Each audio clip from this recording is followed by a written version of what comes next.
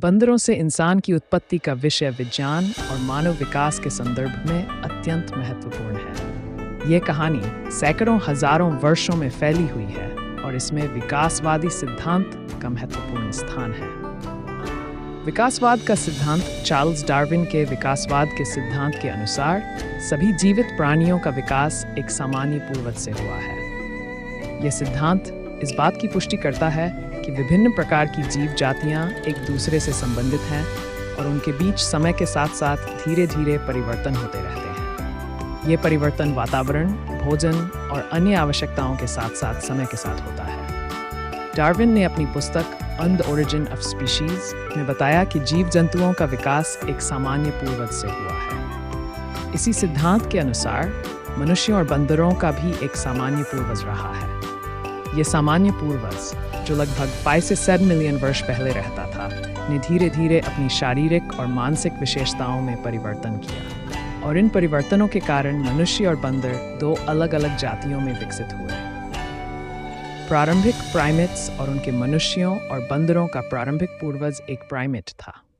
Primates एक ऐसा जीव समूह है जिसमें बंदर, लंगूर, गोरिल्ला और इंसान शामिल हैं। ये प्राइमेट्स लगभग 55 मिलियन वर्ष पहले पृथ्वी पर मौजूद थे। इनके पास नखों की बजाय पंजों का विकास हो चुका था और इनके दिमाग का आकार भी थोड़ा बड़ा हो चुका था। इन प्राइमेट्स में धीरे धीरे विकास हुआ और उन्होंने अपने वातावरण के अनुसार खुद डालना शुरू किया। लगभग 5 से 7 मिलियन वर्ष पहले इन प्राइमेट्स का विकास दो प्रमुख शाखाओं में हुआ। एक शाखा ने आधुनिक बंदरों को जन्म दिया, जबकि दूसरी शाखा ने होमिनिड्स को जन्म दिया, जो आगे चलकर मनुष्य के रूप में विकसित हुए।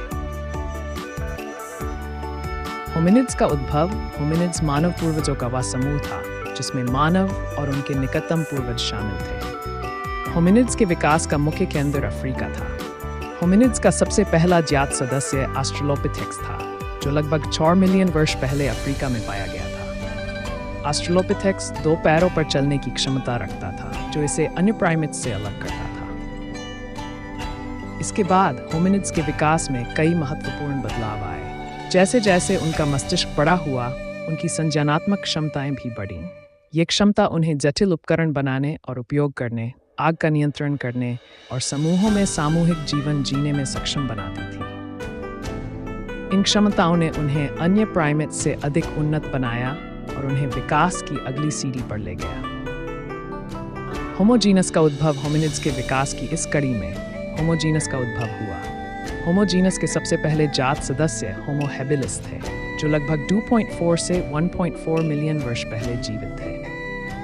होमो हैबिलिस को पहली बार औजारों का उपयोग करते हुए देखा गया। इससे पता चलता है कि ये अपने पूर्वजों की तुलना में अधिक विकसित और संज्ञानात्मक रूप से सक्षम थे। इसके बाद होमो इरेक्टस का विकास हुआ, जो लगभग 1.9 मिलियन वर्ष पहले से 10,000 वर्ष पहले तक जीवित थे।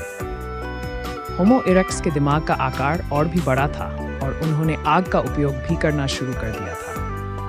इसके अलावा ये पहले प्रजाति थे जिन्होंने अफ्रीका से बाहर यात्रा की और एशिया और यूरोप तक फैले। आधुनिक मानव का उद्भव होमोजीनस की सबसे विकसित शाखा होमो सेपियंस है, जो आधुनिक समय के साथ बंदरों की कुछ प्रजातियां बदलने लगीं और वे होमिनिड्स के रूप में विकसित हुईं। होमिनिड्स वे प्रजातियां थीं जो बंदर और इंसान के बीच की कड़ी मानी जाती हैं।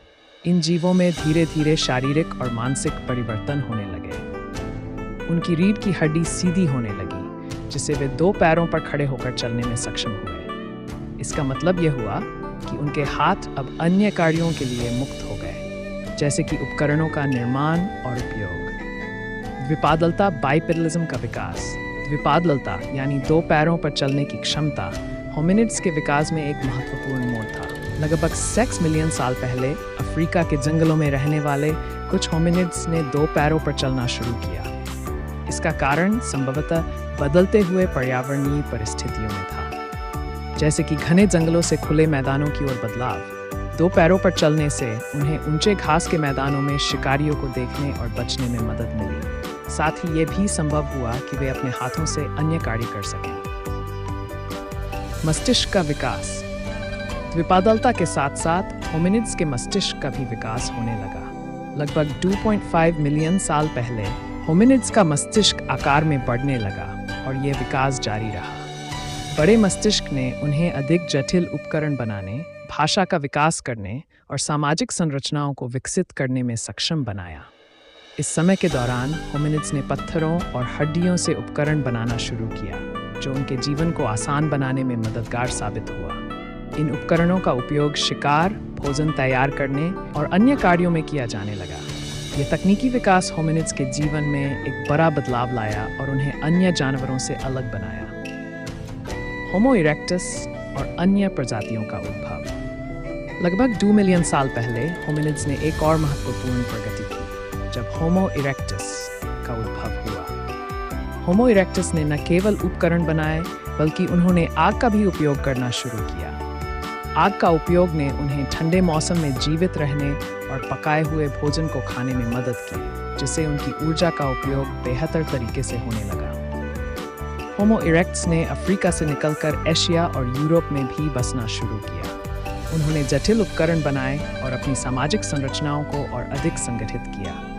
इस समय के दौरान अन्य होमिनिड प्रजातियां भी उभरी, जैसे कि होमो हैबिलिस और पैरांथ्रोपस, लेकिन होमो इरेक्टस सबसे विकसित और सफल प्रजाति साबित हुई।